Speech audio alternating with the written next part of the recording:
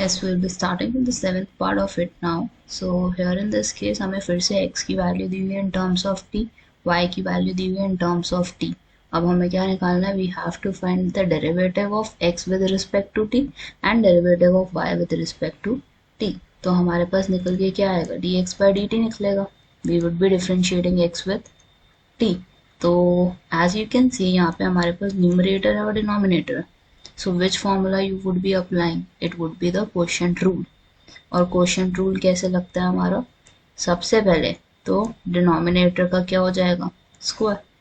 और न्यूमरेटर में सबसे पहले आपने क्या करना है? न्यूमरेटर का डेरिवेटिव लेना है. तो साइन क्यूब टी का आप डेरिवेटिव लोगे इस केस में, and it would be sine cube T का डेरिवेटिव क्या होगा इस केस में हमारा?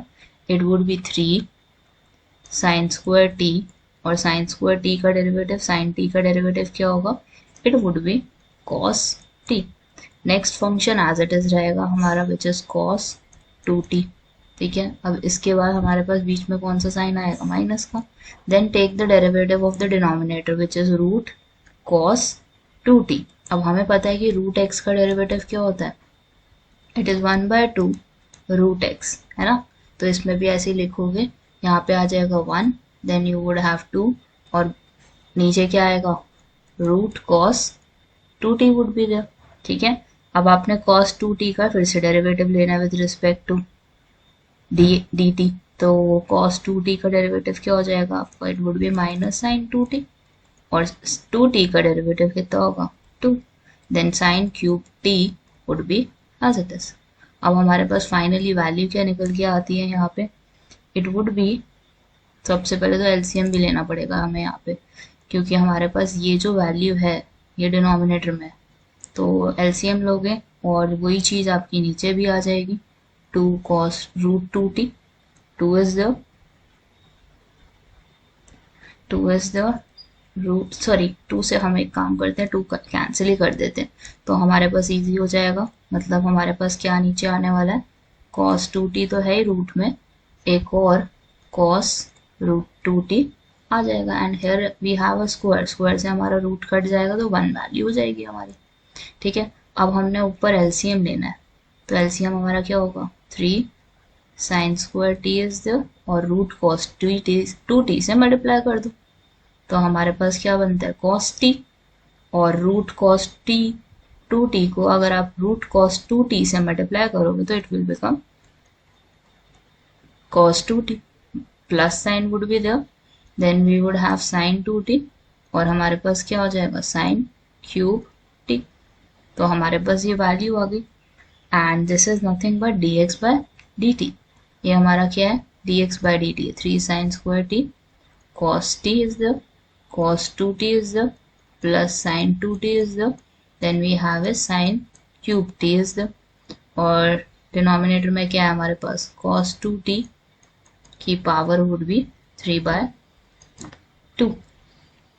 सो this is dx by dt हमारे पास है. अब हमने क्या निकालना है? dy by dt find out करना है, और dy बाय dt निकालने के लिए हमें क्या करना है? सेम तरीका यूज करना है, बिल्कुल एज इट इज रहेगा, क्योंकि यहाँ पे भी हमारे पास क्या है? We have numerator and we have denominator. तो dy बाय dt कैसे लिखोगे आप? It would become root cos t 2t root का square, denominator as it is रहेगा हमारा इस केस में. ठीक है, क्योंकि वही सेम डिनोमिनेटर है. अब हमने क्या करना है? सेम तरीका यूज करना है. सबसे पहले हम cos क्यूब t का derivative, we would be finding the derivative of cos cube t, और cos क्यूब t का डेरिवेटिव क्या हो जाएगा इस केस में हमारा? It would be 3 sine square t, और साइन t का डेरिवेटिव कितना हो जाएगा? cos t. ठीक है, सबसे पहले तो हमारी ये वाली वैल्यू आ गई. अब सेकेंडली हमें क्या करना है यहाँ पे? We would be finding, we would be taking, sorry this would be cos square t. यहाँ पे हमारा क्या होगा? ये cos स्क्वायर t होगा, एंड देन cos, मैंने एक्चुअली x का ले लिया था गलती से, तो cos square t would be there, और cos t का डेरिवेटिव कितना होगा? Minus sine t would be there. ठीक है, और रूट कॉस 2t क्या होगा, एज इट इज आ जाएगा। Then we would be putting a minus sine, और फिर से रूट कॉस 2t का लेना तो क्या हो जाएगा 1/2 cos 2t, root cos 2t, और cos 2t का डेरिवेटिव क्या होगा -2 sin 2t is the, then cos cube t is the, ठीक है, as it is.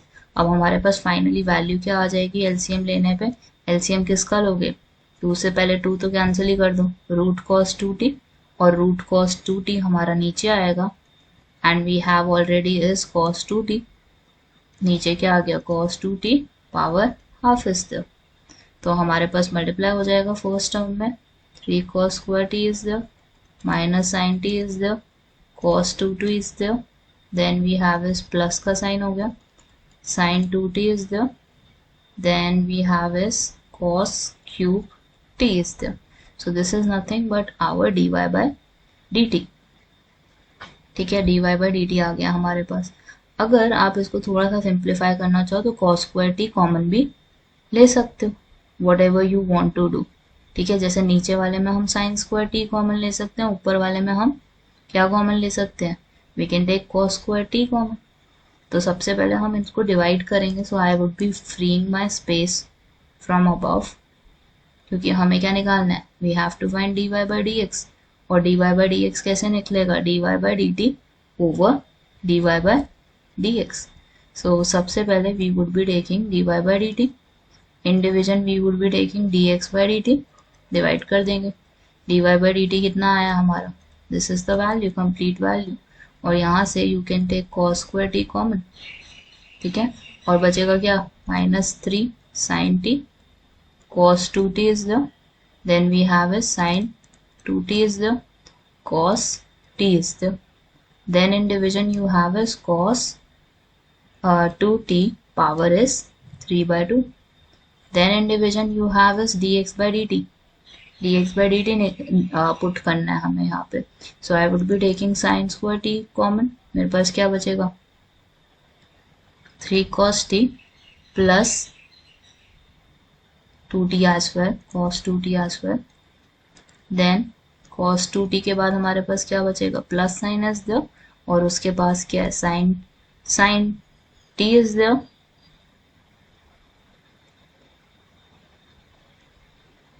sin 2t is the, और साइन स्क्वायर कॉमन ले लिया तो हमारे पास क्या बचा sin t बचा, ठीक है, तो this is the final answer. और अब इसको हम सिंप्लीफाई अगर कर सकते हैं तो क्या कर सकते हैं, only these two terms can be cancel, जो दोनों की डिनोमिनेटर है 3/2 वाली, these power would B cancel. और भी अगर आप इसको सिंप्लीफाई करना चाहो तो कर सकते हो by taking the by dividing the whole equation with cos 2t, तो tan के टर्म्स में आ जाएगा आंसर। अगर ऐसे छोड़ना है तो ऐसे भी अपना आंसर छोड़ सकते हो, ठीक है, one of the same thing, so this would be your answer in terms of sine cos, ठीक है, बट अगर थोड़ा और सिंप्लीफाई करना है तो इसको आप डिवाइड कर लो cos 2t से।